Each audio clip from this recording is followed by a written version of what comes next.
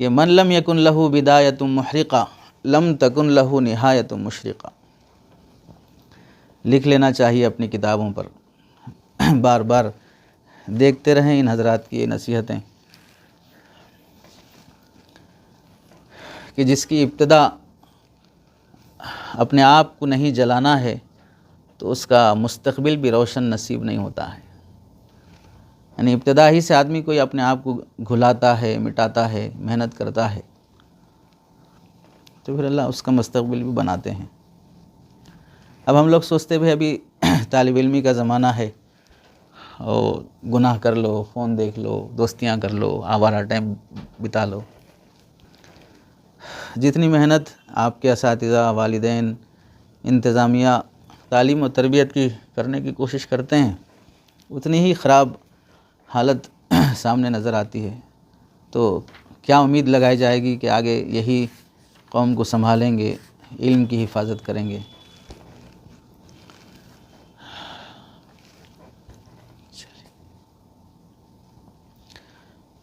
ابن ابی حاتم رحمۃ اللہ علیہ کے بارے میں لکھا ہے، حرصہم علی اغتنام الفائدہ، کسی ایک علمی فائدے کو حاصل کرنے کے سلسلے میں ان کی جو حرص والی کیفیت ہوتی تھی، اس بارے میں لکھتے ہیں احمد بن علی رقام ایک مرتبہ امام ابن حاتم رازی، ابو حاتم رازی رحمۃ اللہ علیہ، یہی جن کی تفسیر کبیر ہے پیچھے رکھی ہوئی، تو انہوں نے اپنے والد سے اتنی ساری حدیثیں، اتنے سارے مسائل کیسے سیکھ لیے؟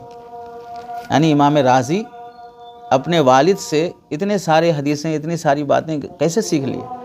تو امام رازی بتانے لگے، بارہا ایسا ہوا کہ میرے والد کھانا کھا رہے ہیں، میں کتاب لے کے ان کے پاس بیٹھ جاتا ہوں، وہ راستہ چل رہے ہیں تو میں بھی کتاب لے کے پیچھے پیچھے چلتا ہوں، حتیٰ کہ عالم یہ دیکھو کہ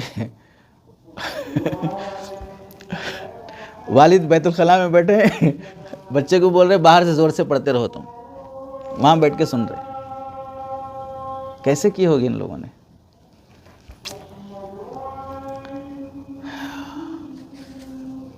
کھانے کا وقت بھی ان لوگوں کو بوجھ لگتا تھا، کھانے کے لیے وقت۔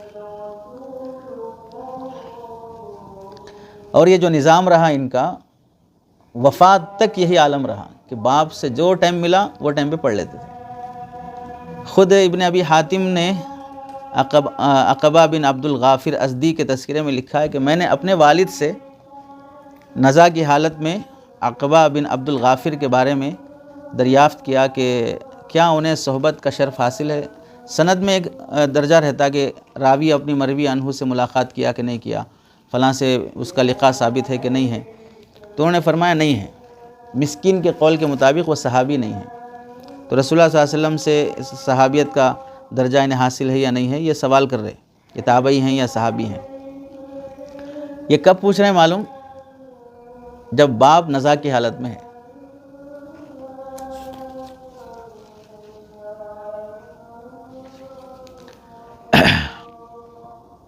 تو اس وقت آدمی کا کیا حال رہتا جب دنیا سے جانے کا وقت ہو؟ بیٹا پوچھ رہا ہے، باپ اس حالت میں جواب بھی دے رہا ہے۔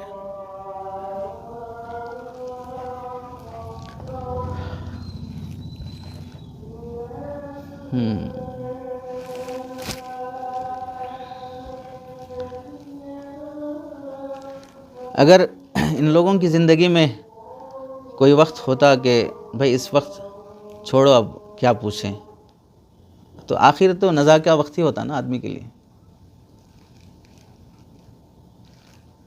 جب ان اوقات کی بھی انہوں نے حفاظت کی تو پھر باقی اوقات کا کیا عالم رہا ہوگا۔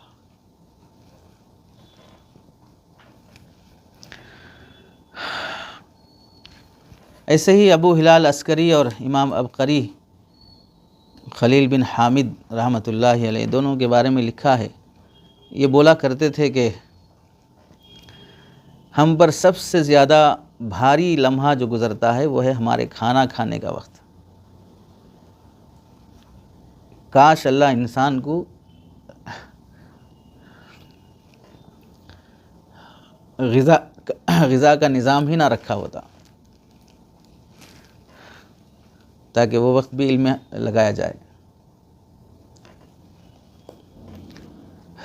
اور یہ لوگ ویسے نہیں تھے ہم جیسے ڈھونگی اور دکھاوے والے، صرف شہرت کی خواہش رکھنے والے، ان کے زمانے میں تو آلات شہرت بھی نہیں تھے آج جس طرح ہیں موجود۔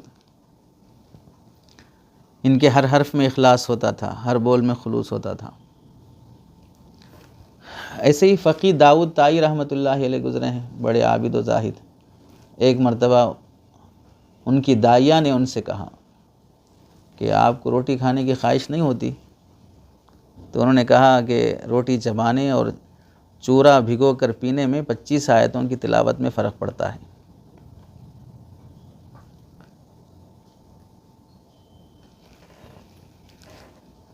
تو آج ہفتے گزر جاتے تلاوت کا موقع نصیب نہیں، اور یہ نوالوں کے ساتھ آیتوں کو بھی گنتے ہیں۔ ایسے ابن الجوزی رحمۃ اللہ علیہ نے الفنون کے مؤلف ابو الوفا بن عقیل حنبلی رحمۃ اللہ علیہ کے بارے میں لکھا ہے۔ ابن عقیل کے ہاتھ سے لکھی ہوئی ایک تحریر دیکھی جس میں وہ اپنا حال لکھ رہے ہیں کہ میں اپنی زندگی کا ایک لمحے کو ضائع کرنا بھی اپنے لیے جائز نہیں سمجھتا۔ جب علمی مذاکروں سے میری زبان تھک جاتی ہے تو مطالعہ کرتے کرتے میری نگاہ جواب دے جاتی ہے، اور میں آرام کی غرض سے لیٹ جاتا ہوں تو اپنے دماغ کو استعمال کرنے لگتا ہوں، مسلسل سوچتے رہتا ہوں، یہاں تک کہ جب میں اٹھتا ہوں تو میرے ذہن میں لکھنے کے لیے بہت سی باتیں آ چکی ہوتی ہیں۔ آج میں 80 سال کی عمر کو پہنچ چکا ہوں، لیکن اپنے اندر علم کی حرص اور تڑپ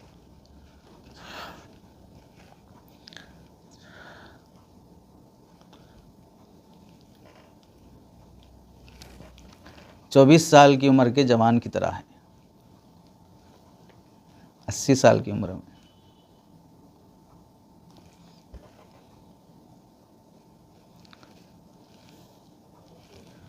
اللہ،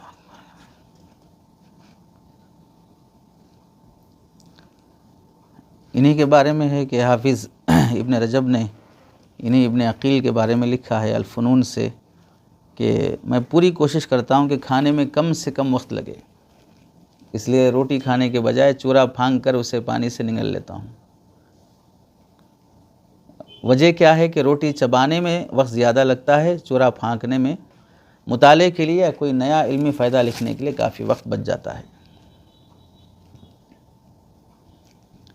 امام فخر الدین رازی رحمۃ اللہ علیہ فرماتے ہیں، بخدا مجھے کھاتے وقت علمی مشغولیت چھوٹنے پر بڑا افسوس ہوتا ہے۔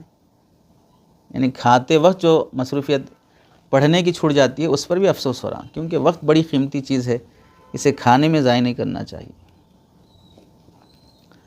امام نووی نے لکھا ہے، امام نووی کے تذکرے میں امام ذہبی لکھتے ہیں جو مسلم کے شارح ہیں کہ ان کا ایک لمحہ بھی ضائع نہیں ہوتا تھا، نہ دن میں نہ رات میں، ہر وقت مشغول رہتے، حتیٰ کہ راستہ چلتے ہوئے بھی ان کا معمول تھا رات دن میں صرف ایک مرتبہ کھانا کھاتے اور صرف ایک مرتبہ سحری کے وقت پانی پیتے، بس ختم، باقی سارا وقت پڑھائی میں لگاتے۔ حافظ ابن عساکر ابو الفتح سلیم بن ایوب رازی رحمۃ اللہ علیہ کے بارے میں لکھا ہے، یہ تو ایسی شخصیت گزری ہے کہ سانسوں کے اعتبار سے اپنے لمحوں کا محاسبہ کرتے تھے، کتنی بار سانس لے رہا ہوں اور ہر سانس پر میں کیا کر رہا ہوں، پڑھ رہا ہوں، پڑھا رہا ہوں، کچھ لکھ رہا ہوں، کتابیں سے نقل کر رہا ہوں۔ ایک دن ابو الفتح اپنے گھر جا کر واپس آئے اور کہنے لگے میں نے راستے کے درمیان ایک کتاب آتے جاتے میں نے ختم کر لی، اور ایک مرتبہ ایسا ہوا کہ بھئی قلم ٹوٹ گیا، ان کا لکھنے کے قابل نہیں رہا، تو ابو الفتح نے اس کو ٹھیک کرنے کے لیے اس زمانے میں چاقو وغیرہ سے جیسے چھیلتے ہیں قلم کو، قلم بنانا شروع کیا اور ان کے ہونٹ چلنا شروع ہو گئے۔ بعد میں پتہ چلا بھئی قلم بنانے کا کام تو ہاتھ کا ہے، زبان کا تو نہیں ہے، اس لیے قلم بناتے ہوئے میں نے قرآن کی تلاوت شروع کر لی تاکہ یہ وقت بھی خالی نہ جائے۔ تو کیسے بچاتے تھے دیکھو یہ وقت، ہمارے لیے تو چھٹی چاہیے بس، جیسے ہی کوئی نہ پڑھائے، کوئی نہ سمجھائے، کوئی کتاب نہ ہو، کوئی گھنٹہ نہ ہو، تو وہ لمحے ہمارے خوشی کے گزرتے، اور جہاں پڑھانا ہو، جہاں کچھ لکھنا سمجھنا سمجھانا ہو، وہ لمحے ہمارے لیے مصیبت کے رہتے۔ تو جب ایسے لوگوں سے ملاقات ہوگی کل تو کیا کہیں گے لوگ، ہم طالب علم ہیں، ہم لوگ عالم بننے کے لیے آئے۔ یعنی یہ لوگ کھانے کے وقت جو پڑھ لیتے تھے نا، ہم پڑھائی کے وقت وہ نہیں کر لے رہے، وہ کھانا کھاتے ہوئے جتنا پڑھ لیتے تھے آدھے گھنٹے 1 گھنٹے میں، ہم پورے 6-8 گھنٹے ملنے کے بعد بھی اس قابل نہیں بن رہے جو یہ لوگ بن کے گئے ہیں۔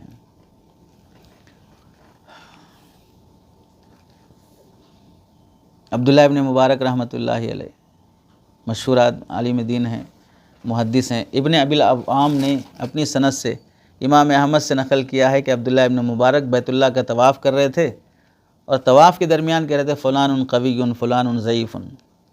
طواف بھی چل رہا اور سند پر بحث بھی چل رہی، جرح و تعدیل کا کام بھی چل رہا، دو عبادتیں گویا کہ ایک ساتھ جمع ہیں۔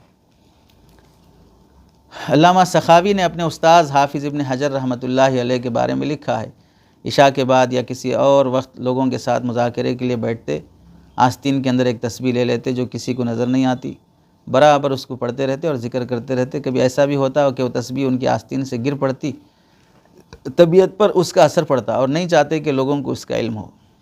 اور ان کی نصیحتوں میں ہے ان بزرگوں کی کہ تمہاری جو نیکی لوگوں پر ظاہر ہو جائے اس نیکی کے بارے میں امید ختم کر دو کہ آخرت میں کام آئے گی۔ تمہاری جو نیکی لوگوں پر ظاہر ہو جائے اب اس کے بارے میں امید ختم کر دو کہ وہ آخرت میں کام آئے گی۔ نہیں ختم، اب ریا آ جاتی ہے اس میں، اب کام نہیں آ سکتی۔ اب حافظ ابن حجر رحمۃ اللہ علیہ نے دمشق میں 21 رمضان سے 1 محرم یعنی کل 100 دن قیام کیا تقریباً۔ اس عرصے میں انہوں نے جن کتابوں کو پڑھا یا سنا، علامہ سخاوی اس کا تذکرہ کرتے ہوئے لکھتے ہیں 100 دن کے اندر حافظ ابن حجر رحمۃ اللہ علیہ تقریباً 30 ضخیم جلدوں کا مطالعہ کیا 100 دن کے اندر دمشق میں۔ اگر حدیث کی چھوٹی چھوٹی کتابیں ہوتی وہ تقریباً 150 چھوٹے چھوٹے کتابیں بن جاتی، اور اس طرح کی چھوٹی کتابیں تقریباً انہوں نے کئی ختم کر دی جس سے شمار نہیں کیا جاتا، صرف 100 دن کے اندر ہی۔ اور اسی عرصے میں انہوں نے اپنے ہاتھ سے حدیث کے کئی چھوٹے چھوٹے رسائل لکھے جو مختلف فوائد پر مشتمل تھے۔ جب اسی 100 دن کے اندر جو انہوں نے لکھے ہیں ان کو جب جوڑا گیا تو 8 جلدوں سے زائد کتابیں بن گئی۔ پڑھنا 30 جلدوں کا، چھوٹے رسائل وہ کئی پڑھ لیے، اس کے ساتھ جو لکھے چھوٹے چھوٹے رسائل، وہ رسائل کو جب جوڑے تو 8 جلدیں بن گئی۔ یہ سب ہو رہا ہے صرف 100 دن کے اندر۔